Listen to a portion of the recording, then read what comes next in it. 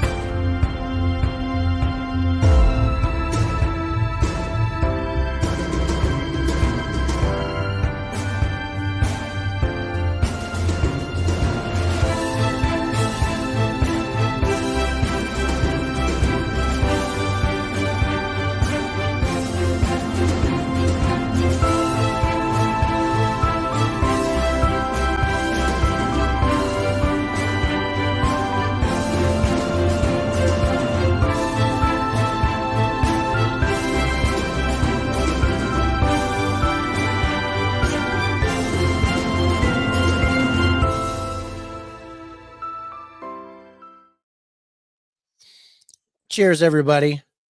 Welcome in as the Spiritual Spirits podcast presents Brews and Reviews, where we take content from ScareNetwork TV, we watch them, we review them, we let you know our It's thoughts. possible. I am the host with the most, Mr. David Lowe, and my partner in crime, the yin to my yang, the fruit of my looms, Mr. John Watkins. Bear it and we'll share it, brother. How you doing, man? I'm doing good, man. Doing good. I've been excited to talk about this for a while. I'm glad we're finally doing it. Yeah. I've been enjoying this little series offshoot that we're doing, the Brews and Reviews here for the Scare Network content. Right, it's fun. I like doing this for Billy, and they're putting it on the YouTube channel. So yeah. It's been a lot of fun, and it kind of coincides with my other podcast that I'm doing. Yeah, with Face Radio and Face Radio, which airs every Wednesday night at 6 p.m. No. Plug. But no, this is amazing. It's Did you hear that? Oh, I have mine turned down. Oh. That's not the one I was playing, but that's fine. Tranquility. Give me the cheers, buddy. Give me the cheers. Come on. No? I heard the laughter for a second. for a second, it's like, no, and we're done. That's all you're gonna get. But no, it's kind of great bringing Medicine. two worlds together. I know. I've tried doing this as a normal with you on it wasn't, it was just the 4K lowdown at that. And I love doing it. It was just, I don't know how you do it. It was just too much on my plate. Yeah, no, it's a lot on my plate. I'm not gonna lie. I mean, our by the number show, we do a minimum of 5 new releases every week. Brand new movies. We watch them and review them every week. Yeah. And that's not including the other shows that we do. Yeah. We have a new show that we do on Fridays called Movie News at 5, where we talk about 5 pieces of movie news. So that we do. There's now going to be a comic book review that we're going to be doing every Sunday. So fuck, bro. I'm all kinds of stuff going on. But I watch movies all the time, so it's really not too hard to talk about them. Speaking of which, what we watched with this, with Darkness in Suburbia, was an amazing docuseries. I mean, amazing docuseries. Billy did a really good job. It does start off a little slow. That first episode, yes, kind of starts off a little slower than their normal paranormal investigations and things that they do, which I found interesting. It's like that they really did take a different approach with the launch of ScareNetwork and doing their own thing. Because this is their baby from when ScareNetwork went on their own and was their own entity. Yeah. Speaking of which, let's not waste any more time. Let's go into the trailer for Darkness in Suburbia and check that out, and then we'll start digging into the episodes and what was going on. So check out the trailer for Darkness in Suburbia. I feel like an intruder. I don't feel like this is my home. I'm constantly in a state of just like I feel uncomfortable. Are you aware that you're no longer with us? I heard I'm from beyond the grave. This is like the movie Poltergeist, but we're not just talking one house built on a cemetery. It's like the whole neighborhood's built on that same principle, and there's stuff going on everywhere. I've investigated a lot of different places, been on a lot of different cases, and the fact that this entire neighborhood is experiencing things is extremely rare. I just saw. Are you pointed over there? Nope. He saw me. This is freaking me the hell out. Right near that window over here, there was a shadow figure that was just standing right here. Do you want us to see you? If you can hear us, please focus your message on the device in my hand. Scream! That was a scream! It's a brand new community, nice housing, but you go out into the street and it feels like no one is there. He said, whoa. Holy crap. What was that? Is that door closed? The lid door? Yep. Lift it up and look. Oh, we found it. That's never fallen before. I love you. I love you. Oh my God. Are you able to come inside the house from outside? What the hell was that? There's a sense of dread when I'm here. You just don't know what the night's going to bring. But I've been having like physical things going on, waking up at night because it felt like somebody was covering my mouth or my nose so I couldn't breathe. I woke up feeling like there was a hand like really digging into my inner thigh. It woke me up out of sleep and I was like, let go. The scariest thing in the world could be happening to us while we're asleep. We don't know what's going on.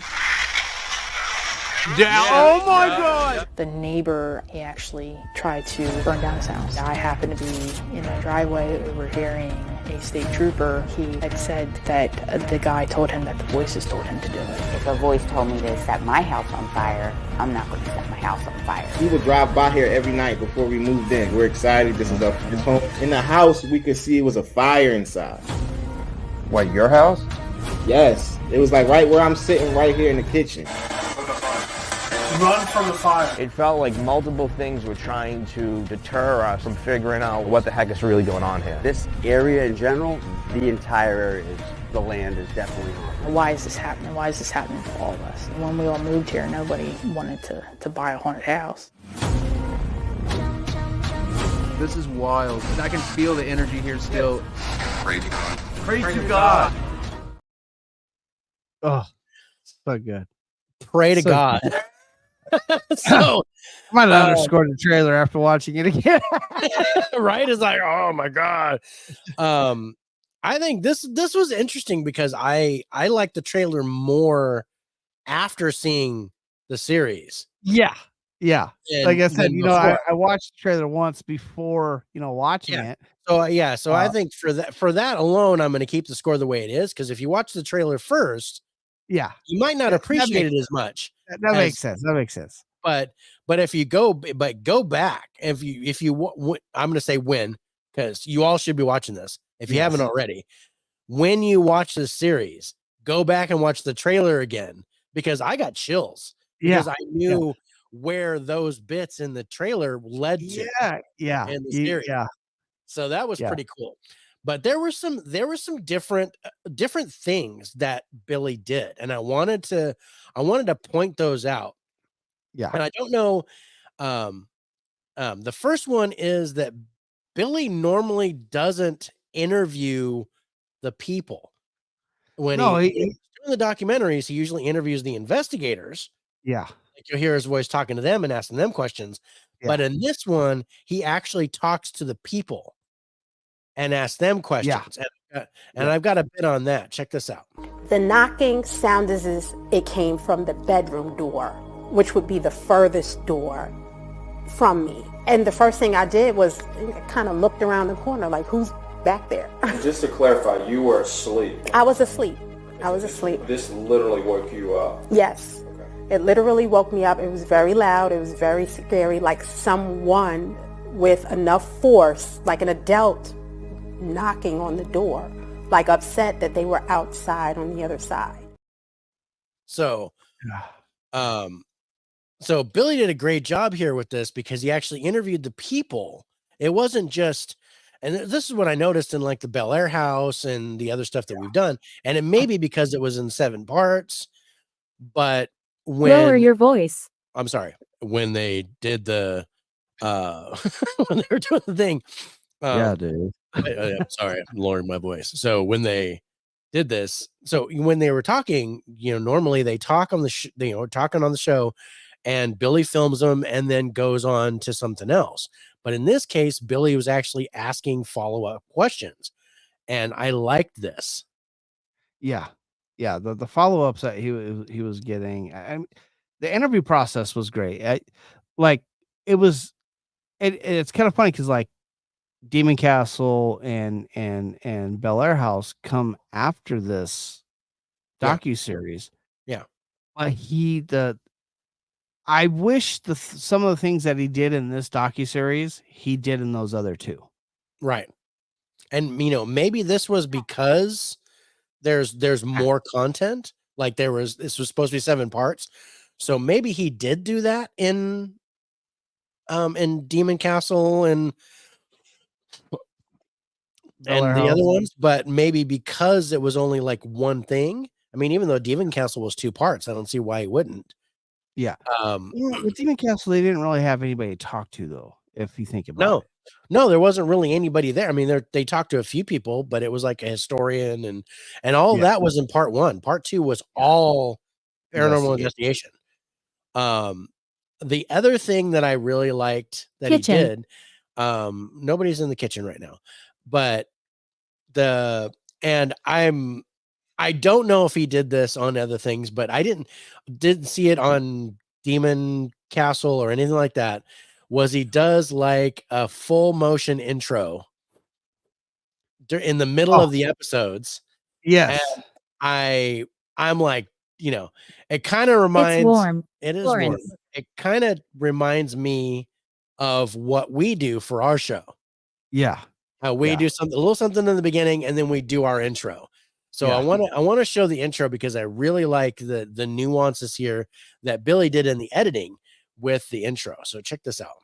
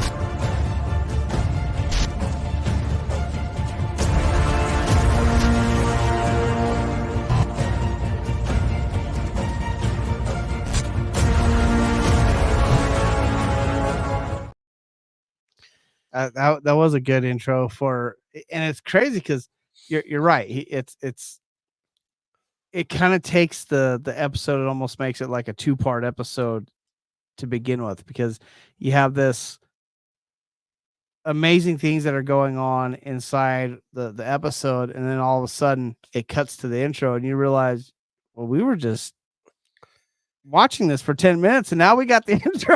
Now the intro pops up, and it varied all through the series. He didn't just put it in the beginning. Sometimes it was like 10 or 15 minutes into the episode that he would show the intro. And I think like once it was like within a minute, they did like a little thing and then boom, the intro popped up. Yeah. And speaking of the intro, it made me think of was the cast in You can't understand. Yeah, was huge, and they had so many people in this docuseries to manage that many people at one time and to be in different places and things like that. I give Billy a lot of credit there. That was pretty good. That was good. I was like, wow. And with more than one person on She the told camera, me. Yeah, a lot of times it's just Billy. Yeah, a lot of times it is just Billy. But in this case, like which was great when they had to split up.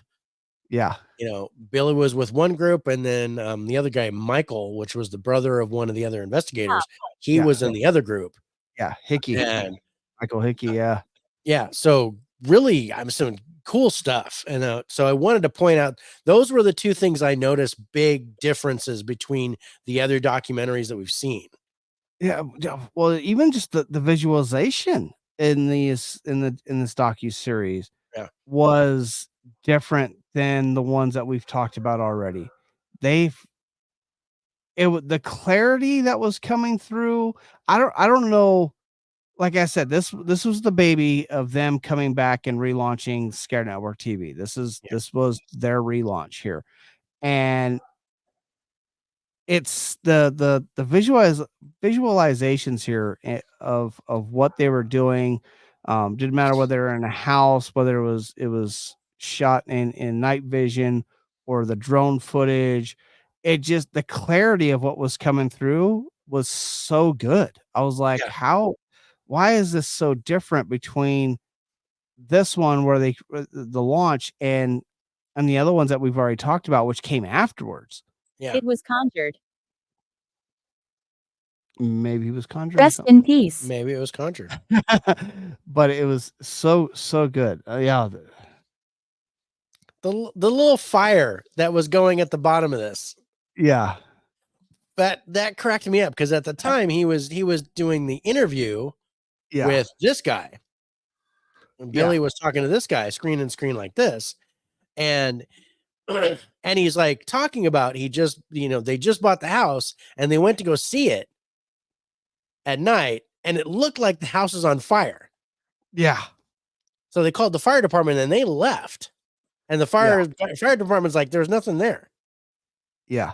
So, and it was just really cool that while they're speaking, and they could have just done this. Billy could have just done this, but he goes to this drone shot.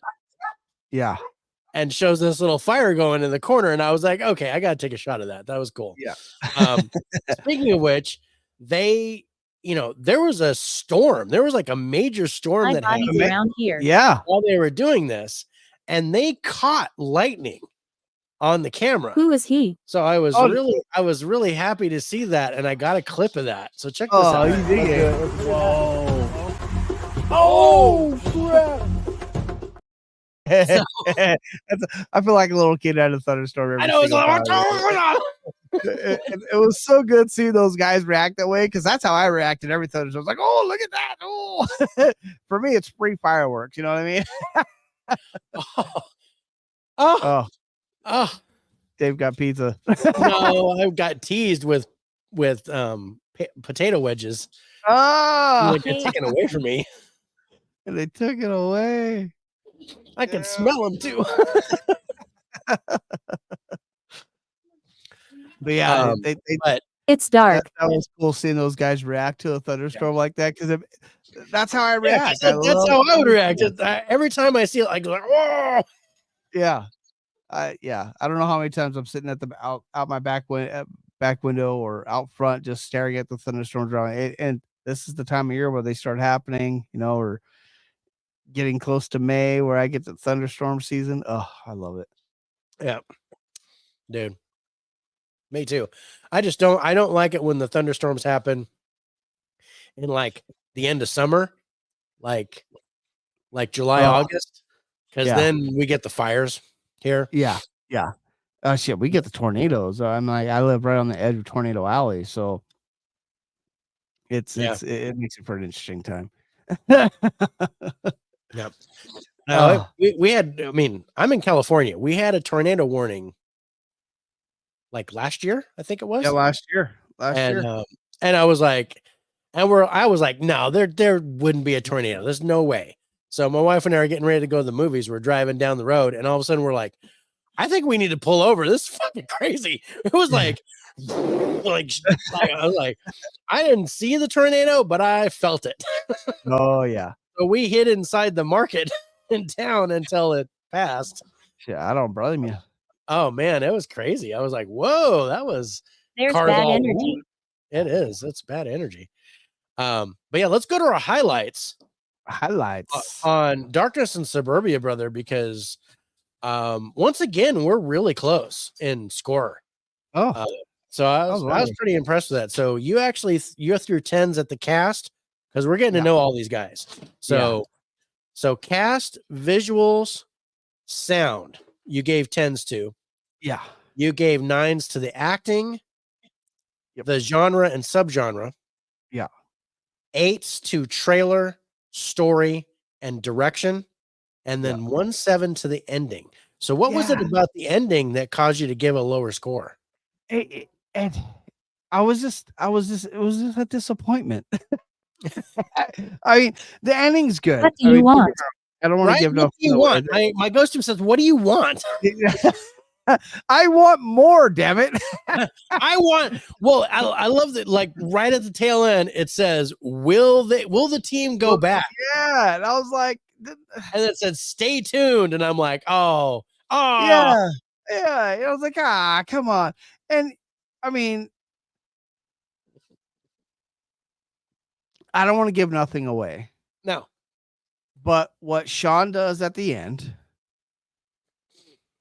was a little disappointing. And I don't want to give nothing away because and when I say disappointing, I mean, it felt like what they were videotaping him doing felt lazy. Huh.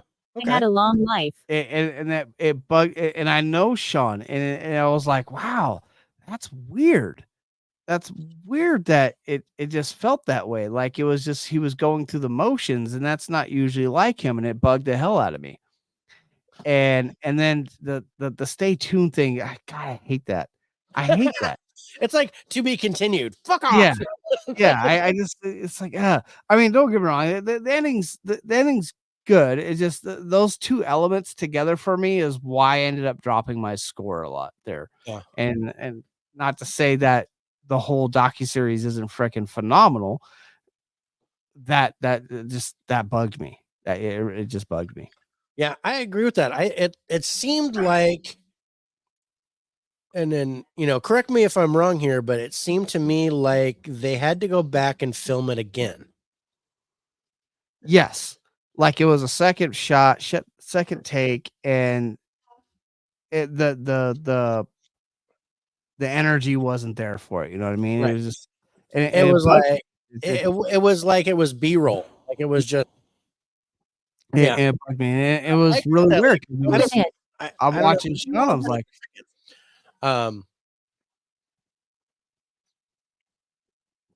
sitting there watching Sean, I'm going, wow, why does that feel like it's just very lackluster? It's like you don't have your heart into this part. And that's very weird for me because I've seen so much from Sean and talked to him. And it's like, wow, really? Really? Yeah. Wow. I was I was kind of surprised by that. Now, my highlights, I gave 10s to cast and visuals like you did. Yeah. But also, and sound, I also gave a 10 to the subgenre as paranormal because I really like the paranormal evidence that they grabbed.